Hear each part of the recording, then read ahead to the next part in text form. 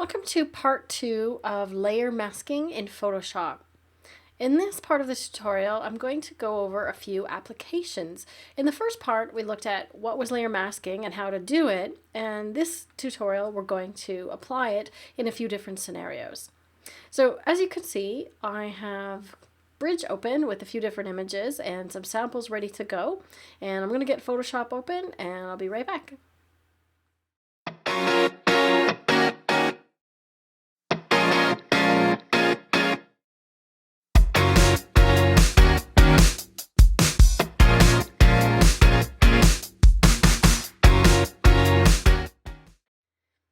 So as you can see, I've got a few images here. Most of them looks like they're from Cuba. So I'm going to open one of the farmers and demonstrate with this one a technique for dodging and burning. Let me get my workspace set up properly here. In a previous tutorial, I used a dodge and burn technique to lighten and darken certain areas of the image. There's several different ways, as I've mentioned before, that you can do this inside of Photoshop. Almost everything that you can do a certain one way, there's another way to achieve the same result. So don't think that there's one end-all be-all way of doing things. There are better ways than others, or easier ways than others, but you need to find the method that works for you and that you understand and apply to your own images. So for this one, what I'm actually going to do is duplicate the layer. And in a previous tutorial, we also talked about blend modes, how the two layers apply to each other and how they affect one another. And I'm actually going to use one of the blend modes called multiply. I wrote it down so I wouldn't forget. Okay, and what it does is it darkens your image. It like multiplies them together. So it takes the first one and it adds it to the second one. Okay, I'm going to lower the opacity on that quite a bit because all I want to do is darken that sky area. So I'm looking for the part in the background that is sufficiently darkened. So about 45 or so percent. Let's go a little on the darker side. We can always adjust it later. Remember, this is the beautiful thing about layers. It's all non-destructive. So if I decide it's too dark, I just scale it back a little bit. Right? Next thing I'm going to do is apply that layer mask. And remember, if you watch the first part of the video, you can apply one to hide this layer or to reveal it all. So I'm going to reveal it all and then paint out the areas that I don't want it to apply to. So if you remember in the first video, we used a paintbrush with a black paint color. So we're going to use click D for the default colors, white with black, and then X to switch them around. And I'm going to set my brush just slightly smaller because I want to lighten back these guys in the foreground here. So I only want to darken this background and not the foreground. And I'm going to paint with about 50% opacity. So clicking 5 will change the opacity. And make sure that I have a brush that is fairly soft, okay, so 25% or so.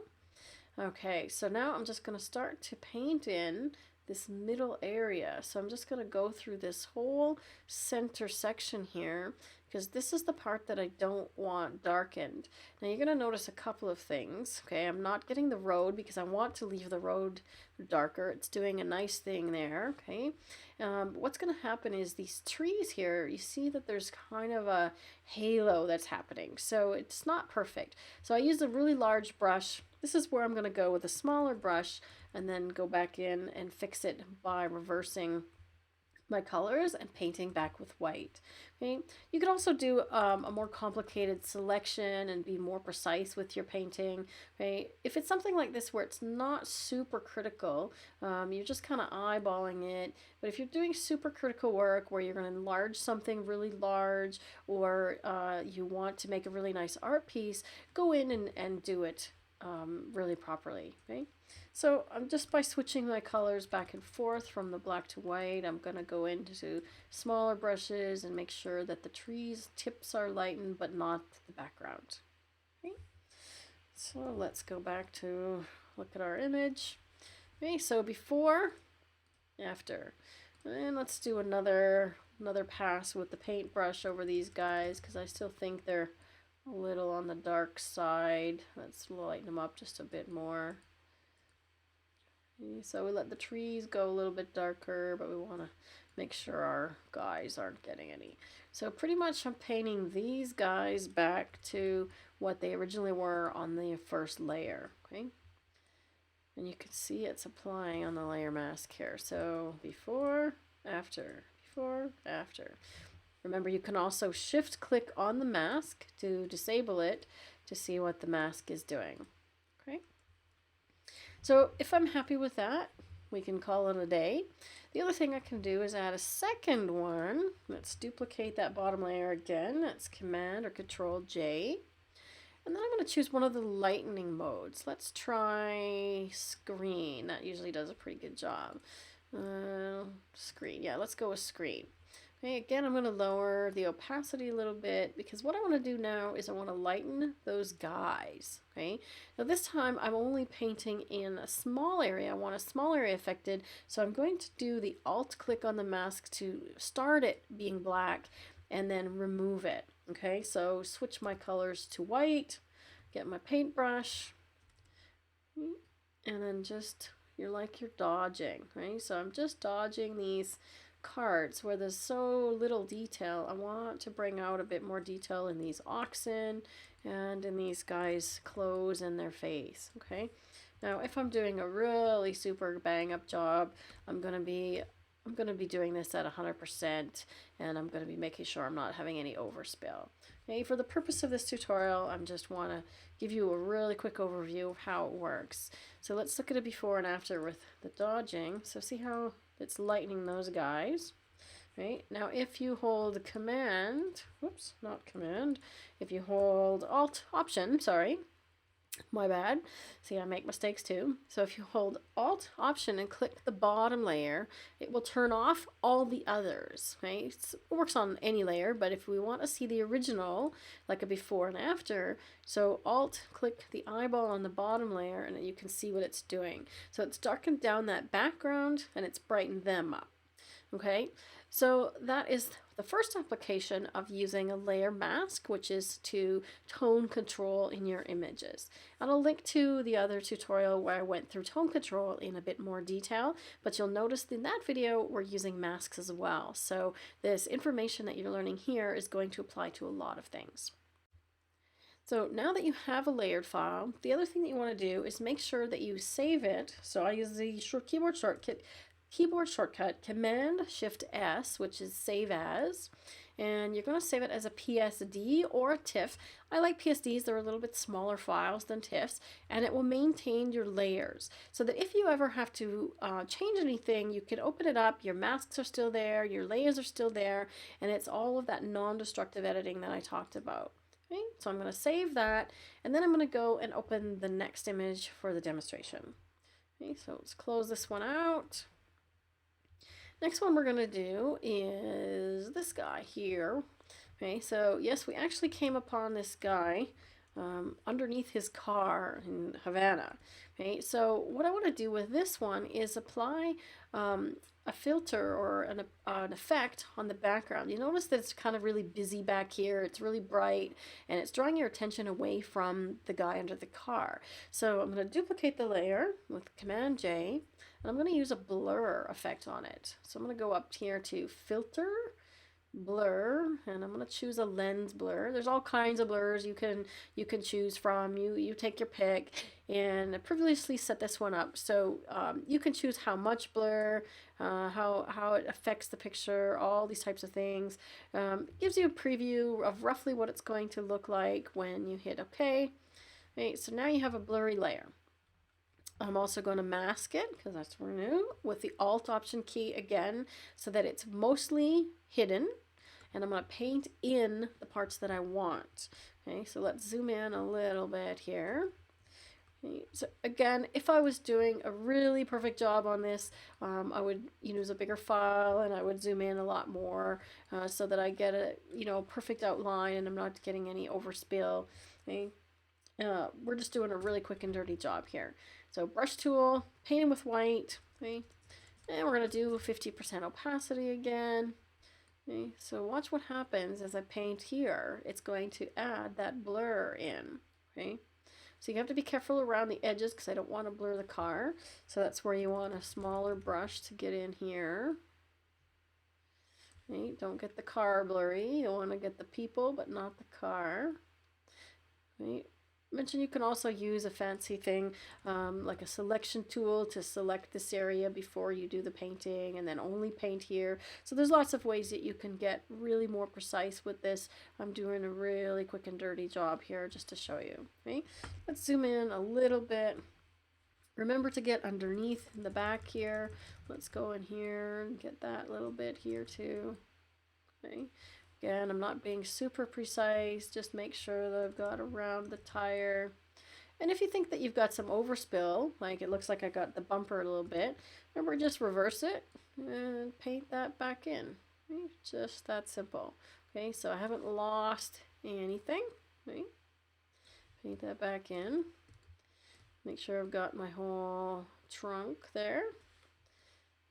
And when you do a blur, just kind of as a little side note here, you want to have an area that it sort of fades out. So I'm gonna paint it really lightly sort of around his foot here, because it doesn't go from sharp to not sharp immediately. Things fade into the blur, right? So you want to make sure that it does that in your image as well.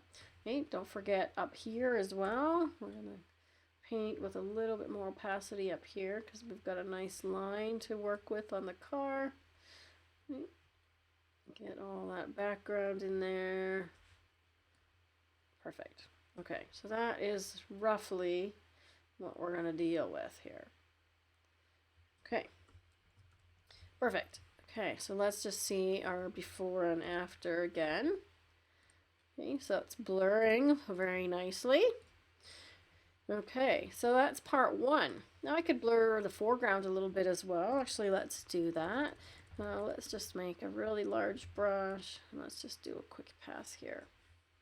Okay, so now it's kind of blurring out the foreground, so our eye goes to him as well. Okay, we could do a pass on the front of the car if we wanted as well.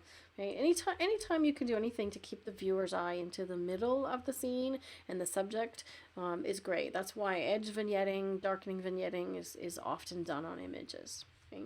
The other thing I notice here is that that same background is really brightly colored and it's drawing away attention. It's really bright. So we can actually add an adjustment layer using this little tool here.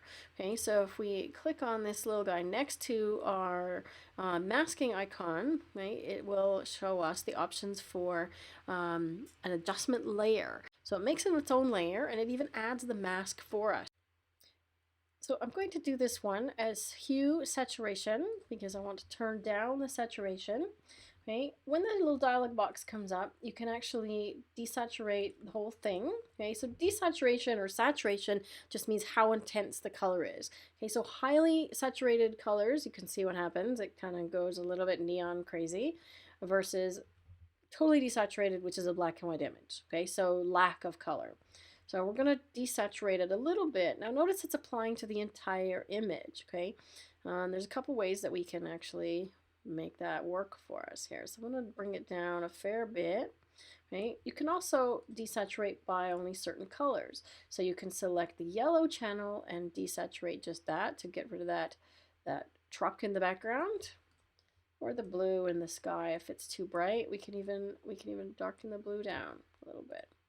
Okay, so you can do all kinds of neat adjustments. Let's darken that whole thing. Okay, but as I said, it is applying to the whole image, and we only want it to apply to that background area. Now notice that when we created the adjustment layer, it gave us a mask. Handy, and it's already selected. So we could go through and paint and do exactly the same as we did on the other layer, or we can actually copy the mask from this one over to the other one. So if you go back to the first one, hold your Alt key, and when you click on the mask and drag it up to this one, okay, it's going to ask me, do I want to replace it? Yes. So it's going to make an exact copy of the painting we did on the first one to this new one. Pretty cool, hey? Okay, so now let's see what it's doing. Okay, so it's just desaturating that background. Okay, really cool. We're going to make one more adjustment layer, and that is brightness and contrast. So I'm going to turn down the brightness a little bit Take the contrast down because that guy is in the shade and the background is in the sun. It's much more contrasty than he is. Okay, so we're going to do the same thing again. Apply that same mask with the alt drag click. Yes, we're going to apply it. Okay, and now look, it's darkening that area really nicely. Okay, now we could go and fine tune each of those if we decided, okay, we don't really want to brighten or darken this area in the top left. We can just put it back. Okay, so let's go back to black. Now we can just paint it back in a little bit.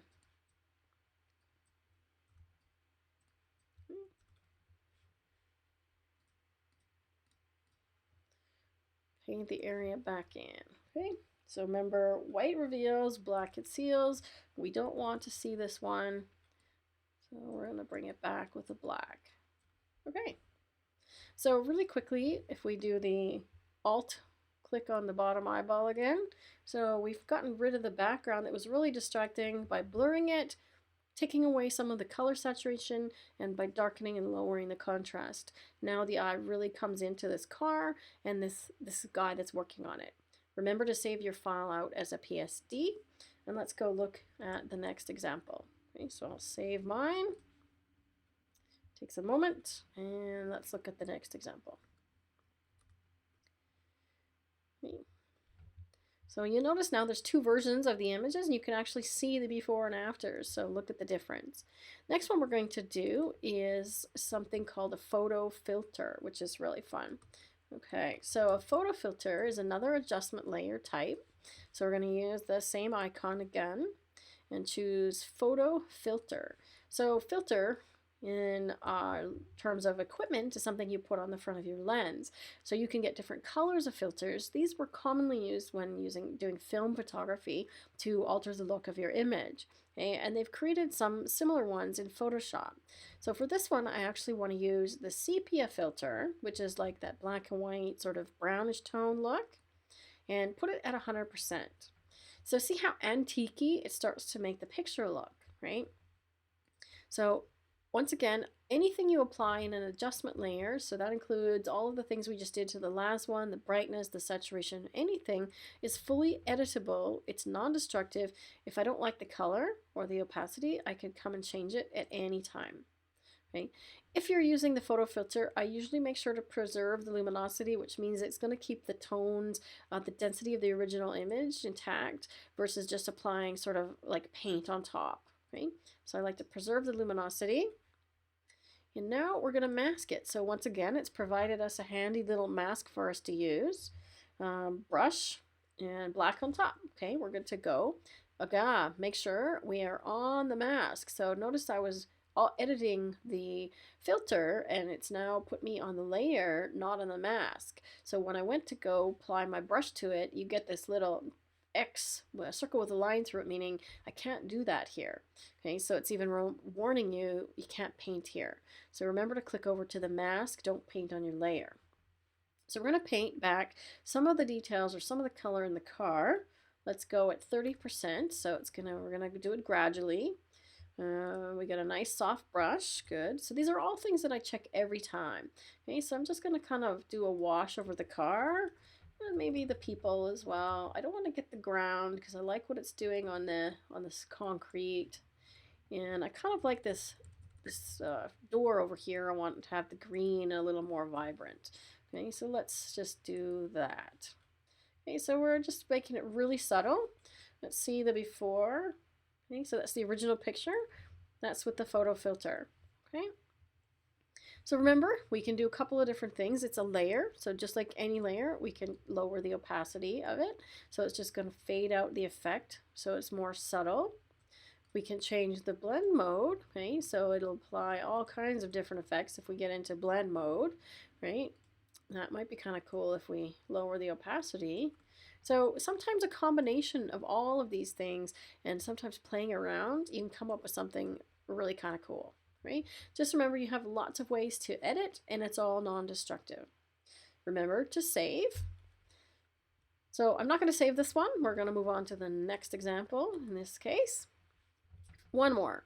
Okay? Another common use for masking and applying a filter like one of these adjustment layers, is to change to black and white or to make something a selectively colored image. Okay, that's quite popular with florals and with portraits like this. So I'm going to choose adjustment layer again and make it black and white. So when I do that, it gives me all of these funky little sliders, just like if you're in Adobe Camera Raw and you choose the black and white panel. Okay, so I can adjust how the tones work. I want to lighten up her skin tone definitely a little bit. Okay, that's overall. Let's bring up some yellow. Okay, green is her shirt, and I'm going to want that lighter because I'm going to paint it in. Let's leave the blue dark. Okay, so just kind of play around and get something that looks decent on the screen. That looks pretty good. Maybe a little less on the yellow. Okay, again, remember this is all non-destructive, so we can come back and correct it or change it at any time. So it's applying this black and white adjustment layer or filter on top of the image, obviously, and we have a layer mask. So it will allow us to paint in color. So what happens is we're going to paint with 30%.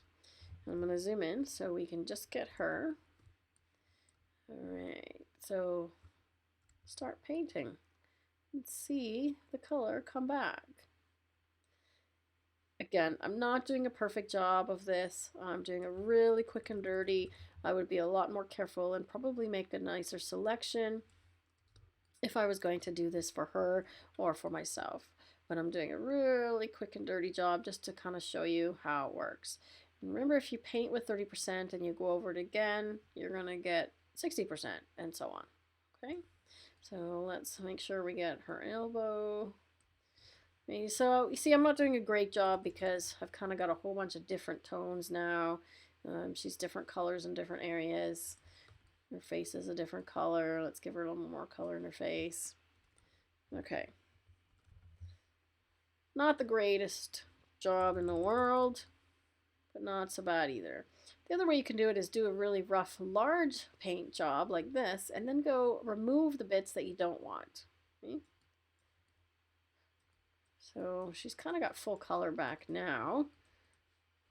We can switch our colors and use a really large brush and do one little pass and then fade her out. Okay? Maybe too much. Let's do 30%. Do one big pass, fade that color back out. So let's take a look at what it's doing. So that's what the black and white layer is doing. That's what the mask is doing. Okay. Remember, we can just activate the blending of the tones here anytime we want. Readjust the toning mix of the black and white. We can change the opacity of it. Now, if we do that on this layer, all the color is going to start to come back everywhere gently, right? So that is a quick selective coloring option. Okay, so that's something that's really popular, like I said, with florals, portraits. Play around with it. You might find some neat uses. Right? We might want to apply our photo filter here because a sepia might look really nice on this, or you might want to try a channel mixer, which is applying another version of a color on top. So there's lots of ways to add these effects to your images and adjust them until it's just how you want. Play around with opacity, play around with the layer blend modes, and with the masking to get something that you desire for your image. So I'm going to save my lady here, and let's just take a look at what we've done. So I hope that gives you some ideas of how you can use layer masking to make some adjustments, whether they be corrective or whether they be artistic on your images, and really come up with some fun things. So enjoy playing with layer masking, and we'll see you next time.